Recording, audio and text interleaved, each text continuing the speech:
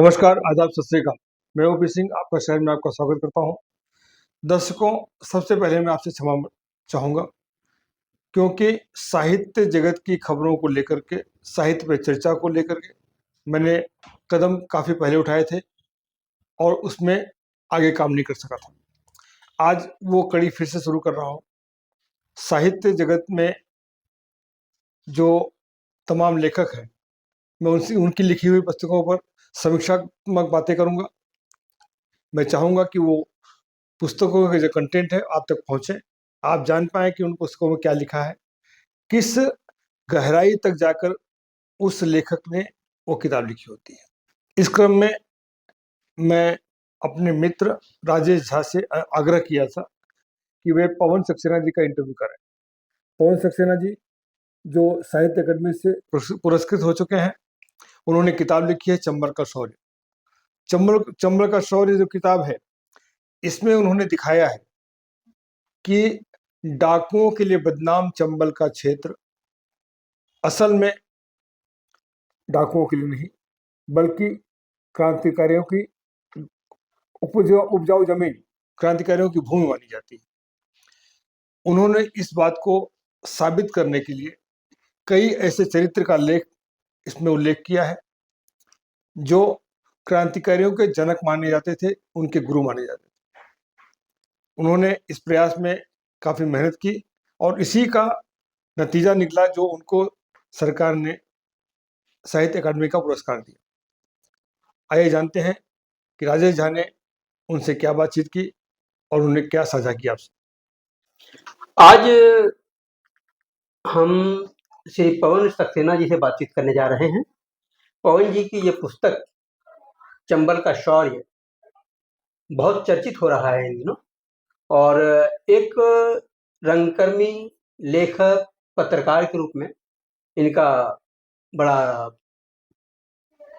देदीप्यमान इतिहास रहा है। बहुत सारे बड़े बड़े प्रकाशनों के साथ इन्होंने काम किए हैं। टेलीविजन की दुनिया में भी इनका बड़ा नाम रहा है। रंगमंच में तो इन्होंने काफ़ी काम किया है, नाटक वगैरह का। और ये पहली प्रकाशित पुस्तक है इनकी, चंबल का शौर्य। चंबल की बात जब आती है तो हम देखते हैं कि 70 से लेकर के 90 के दशक के पूर्वार्ध तक सिनेमा ने चंबल को बहुत ही अलग नज़रिए से पेश किया, और चंबल का अर्थ दहशत और लूट, डकैती, मनमानी हो गया था। जबकि चंबल का इतिहास अपने आप में बड़ा गौरवपूर्ण है, और वह धरती शौर्य की धरती है, वीरता की धरती है, और वहाँ पे क्रांतिकारी पैदा होते हैं, बागी नहीं। क्रांतिकारियों के जो संस्कार हैं, वहाँ जो कर्तव्य निष्ठा और ईमानदारी है, उन चीज़ों को लेकर के पवन जी ने बड़ी अच्छी पुस्तक लिखी है, चंबल का शौर्य। और आज हम इसके लेखन प्रक्रिया से गुजरते हुए उन्हें कैसा लगा और ये पुस्तक कैसे पाठकों तक आई, इस पे चर्चा करेंगे। पवन जी, बहुत बहुत स्वागत आपका। नमस्कार। नमस्कार। ये चंबल का शौर्य जो आपने लिखा है, ये विचार कैसे आपके पास, क्योंकि आप तो टेलीविजन और सिनेमा और फंतासी की दुनिया में थे है ना, तो जरा उस पर प्रकाश डालिए आप। देखिए, होता क्या है कि जिस जगह के जो बचपन बीतता है हमारा, जहाँ पर हमारी परवरिश होती है, उस मिट्टी की अलग खुशबू तो होती है। काम के सिलसिले में जब मैं अपने शहर से बाहर आया, मैं ग्वालियर से हूँ अभी जी। आज से 15-20 साल पहले जब मैं ग्वालियर से बाहर निकला, चाहे वो दिल्ली हो या मुंबई हो, जब भी मैं लोगों से मिला, या कहना चाहिए जब मैंने घर किराए से लिया और उनसे कहा कि मैं चंबल से हूँ, तो उनके चेहरा देखने लायक था। उनको ये एक्सप्लेन करना पड़ता था, ये बताना पड़ता था कि भैया मैं ईमानदार हूँ, मैं आपके साथ कुछ गलत नहीं करूँगा। क्योंकि चंबल के नाम से उनको लगता था चंबल केवल लूट-खसूट की जगह है। चंबल मतलब जो एक कैनवास बना रखा है चंबल के बारे में, वो यही है कि वहाँ पर डाकू हैं, वहाँ पे बेहड़ है, वहाँ पर ये है, वहाँ पर वो है। जबकि चंबल में डाकू नहीं सर, चंबल में बागी होते थे। और बागी तो वो होता है जो बगावत करना चाहे, बगावत करने की क्षमता जिसमें हो, जो अपनी बात कह सके। ये नहीं कि दबा दिया तो उसकी बात दब गई, वो अपनी पुखर आवाज को कभी रोकता नहीं है। तो इस किताब को लिखने का यही हुआ कि कोरोना पीरियड में जब सब लोग बंद थे, मैं भी बंद था, मुझे लगा कि बंद हूँ तो क्यों ना घरवालों के साथ, घरवालों के पास रहूँ। तो ग्वालियर में था, उस दरमियान की लगा कि बाहर तो लिखा जाता है, क्यों ना इस मिट्टी के लिए कुछ लिखा जाए। तो हमने कहा चंबल के लिए क्या लिखा जाए। तो थोड़ा पढ़ा, चीज़ों को समझा, जो किताबें पढ़ी तो मालूम पड़ा कि वहाँ तो कई गुमनामी क्रांतिकारियों की शरण स्त्री गई हो। और एक शख्स है जिनको, जो सेंटर करेक्टर जिनका है हमारी किताब में, वो तो क्रांतिकारियों के द्रोणाचार्य कहे जाते हैं। और चीज़ मिली, फिर कुछ और याद आया कि एक टाइम में जब मैं अपने शहर में ही कहीं जाता था, मुरार में अपने दोस्त के यहाँ, तो उनके यहाँ दो उनकी मौसी बोलती थी उनकी माँ उनसे, वो आती थी, वो बताती थी कि हमारे मौसा जी बड़े क्रांतिकारी थे। तब हम 6-7 तो पढ़ते थे, हमें पता ही नहीं क्या होता है क्रांतिकारी का इतना कुछ। धीरे-धीरे वो सारी चीज़ें जुड़ती चली गई। फिर हमने लाइब्रेरी जाके पढ़ा, किताबों को देखा, तो लगा कुछ कुछ किरदार हैं जिनकी परत से अगर धूल हटाई जाए तो एक विस्तार मिल सकता है उन्हें, सम्मान मिल सकता है उन्हें। तो वो प्रेरणा मिली और ये चंबल का शौर्य उसी के रूप में आई है, जिसे अ, साहित्य अकेडमी से भी नवाजा गया है। ये मेरी खुशकिस्मती है सरकार बहुत में। अच्छा। कोरोना का वरदान है ये, हाँ, है ना? तो समय का उपयोग है। हाँ, नहीं, कोरोना का वरदान है पाठकों के लिए, आपके लिए समय का उपयोग होगा। हम ये जानना चाहेंगे कि आपने जो क्रांतिकारियों के द्रोणाचार्य की बात की है, जरा-सा उनके बारे में आप बताइए कि कौन थे, क्या उनका, और वो किस तरीके से द्रोणाचार्य बने या कहे गए?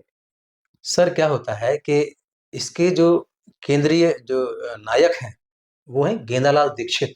जी। एटा, भिंड एटा उस एरिया में है। तो वह एक शिक्षक थे, और जब जब शिक्षक ने बदलाव करने की जब ठान ली है, तो चाणक्य एक अलग ही साम्राज्य बना देता है। वही गेंदालाल दीक्षित जी के साथ हुआ। अच्छा। जब ये बच्चों को पढ़ा रहे थे, स्कूल में पढ़ा रहे थे, छोटे जो गाँव का स्कूल था, तो बार-बार सोचते थे कि बच्चों को पढ़ा रहा हूँ, ज्ञान दे रहा हूँ, लेकिन इनको आगे चलकर तो अंग्रेजों की गुलामी काटनी पड़ेगी। तो गुलामी ना काटें, इसके लिए क्या किया जाए? तो ये उथल-पुथल उनमें चलती रहती थी, और इस उथल-पुथल का रिज़ल्ट ये हुआ कि ये क्रांति में कूद पड़े। बोले कुछ नहीं, मैं तो अब अंग्रेजों के खिलाफ कुछ तो करूँ।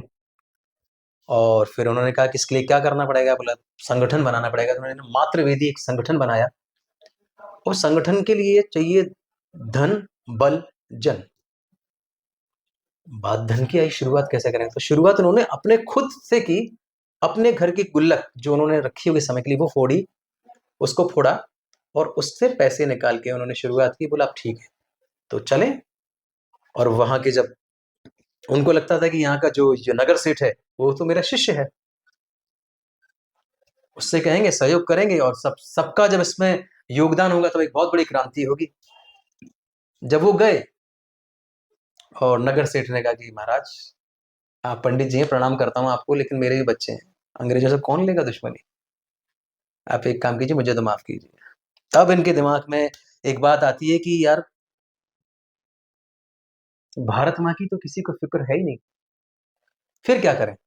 तो तब इनकी नजर जाती है वहां के खुखार डाकुओं पर, बागियों पर, कि इनसे कैसे मिला जाए। और वो रिस्क लेते हैं, जोखिम लेते हैं, खतरा लेते हैं, बेहड़ों में जाके उनसे मिलते हैं, और कहते हैं कि तुम बागी क्यों बने? बोला अपने घर की इज्जत के लिए जर जोरू जमीन। हम्म। और बोला जो भारत माँ जिन्हें अंग्रेज रौंदते हैं, उनके लिए तुम्हारे दिल में कसक नहीं होती? तो जो डाकू को सरदार बोलता, होती तो है, कि हम पे विश्वास कौन करेगा? बोला भारत माँ अपने इन बच्चों पर करेगी। दशा दिशा दोनों बदल सकती है। जैसी सृष्टि, जैसी दृष्टि, वैसी सृष्टि, बदल के देखो। और उस बदलाव का इन्होंने बीड़ा उठाया, और फिर उन्होंने वो जो उनका समूह था डाकुओं का, बागियों का, उनका हृदय परिवर्तित किया। और वो लोग फिर क्या करते थे कि बड़ी-बड़ी जो भी होती थी डकैती, नहीं बोलना चाहिए उसको, कि जो अंग्रेजों के मुखबिर थे, उनको पकड़ते थे, वहां से पैसा लेते थे, और वो पैसा वो क्रांतिकारियों को हथियार खरीदने के लिए देते थे। और ये हथियार यहाँ भी पश्चिम बंगाल भी जाते थे, पंजाब भी जाते थे, साउथ में भी जाते थे, हर जगह जाते थे।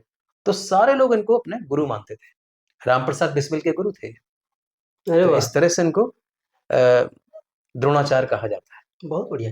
क्या ये सारे जो चरित्र आपने बताया, क्या भारत के स्वाधीनता संग्राम के इतिहास में इनका कोई उल्लेख है? सर दबी जुबान में किसी ने कुछ बोल दिया तो बात बन गई। कभी इनके ऊपर कोई किताब नहीं लिखी गई, कभी इन पर कुछ नहीं कहा गया। ये क्या ऐसे बहुत से गुमनामी लोग हैं जिन पर नजर आज भी नहीं पड़ी हुई है। कहते हैं कि वो नींव की ईंट बहुत कम नजर आती है, कंगूरे तो नजर आते हैं। क्योंकि मंगल पांडे के पीछे पूरे लोग होंगे अच्छे खासे जिन्होंने उनको बनाया, लेकिन बस उनको भूल जाते हैं। ये विडंबना है, वहां तक नजर नहीं पहुंचती हमारी। और एक जिम्मेदार कलमकार होने के नाते मुझे लगा कि मेरी जिम्मेदारी थी कि मैं उन गुमनामी लोगों को तलाश करूं। और सबसे बड़ी खासियत बात यह है कि इसमें ऐसे ऐसे जो दृश्य जो गढ़े गए हैं, क्योंकि इस किताब को मैंने नाट्य रूप में भी बदल दिया है। तो उसमें ये दिखाया कि चंद्रशेखर अगर ग्वालियर क्षेत्र में आए, चंबल क्षेत्र में आए, तो क्यों आए, और आए हैं तो उनका सत्यापित मैंने किया है, कौन सी जगह पे आए। भगत सिंह, राजगुरु सुखदेव ने अगर वहां ट्रेनिंग ली है तो वो कौन सी जगह थी, उन सब का इसमें जिक्र है। उन परिवारों से मिलके आया हूं। तो शोध अच्छा किया है, कोशिश की है सत्यता रहे चीजों की। बहुत बढ़िया। पवन जी, आखिरी प्रश्न, क्या आपको लगता है कि स्थानीय इतिहास का पुनर्लेखन होना चाहिए? सर बिल्कुल होना चाहिए। वो इसलिए होना चाहिए कि मैं तो इस मंच के माध्यम से सबसे निवेदन करूंगा कि आपके परिवार में भी, आपके आसपास भी अगर कोई ऐसे कोई नायक हैं जो गुमनामी में है, आपके परिवार में है, उनको खोजिए, उनको निकालिए, उन पर गर्व कीजिए, क्योंकि ये उनके प्रति सच्ची श्रद्धांजलि होगी। और दूसरी बात, अपने क्षेत्र के जो भी इस टाइप के, चाहे वो पुराने कवि हों या लेखक हों या जिनसे हम प्रेरणा ले सकते हैं, उनको सामने लाइए। उनके नाम से सड़क बने, उनके नाम से चौराहे बने। मैं सरकार से भी रिक्वेस्ट करूंगा, ये निवेदन करूंगा, ताकि उनको हम सच्चा श्रद्धांजलि दे सकें, उनका सम्मान कर सकें। आज वक्त की बहुत जरूरत है। इतिहास भुलाने से हम अपना सब कुछ भूल जाते हैं सर। बहुत बढ़िया। मैंने इस पुस्तक में जो अध्याय हैं, जो लिखे गए हैं, उसकी चर्चा इसलिए नहीं की कि मैं चाहता हूँ कि पाठक स्वयं इसके अनुभव से गुजरें। आपका बहुत-बहुत धन्यवाद। थैंक यू, शुक्रिया। तो दर्शकों, आपने देखा कि किस गहराई तक जाकर के पवन सक्सेना जी ने अपने विषय का अध्ययन किया और उसे लेखनी के रूप में लिख दर्ज करके आपके सामने प्रस्तुत किया है। ऐसे ही अनेकानेक साहित्यकार हमारे मुंबई शहर में पड़े हुए हैं, जिनको हम अपने प्लेटफॉर्म पर लाना चाहेंगे और उनकी विचारों को अब तक आपसे साझा करेंगे। मेरे संपर्क में जितने हैं उनको तो लाऊंगा ही। जो ऐसे साहित्यकार हों जिनको मैं नहीं जानता हूं, मेरा चैनल से संपर्क नहीं है, तो हमारा नंबर नीचे दिया है। ऐसे साहित्यकारों से मैं अनुरोध करूंगा कि वे संपर्क करें और अपनी बातों को हमसे साझा करें। धन्यवाद।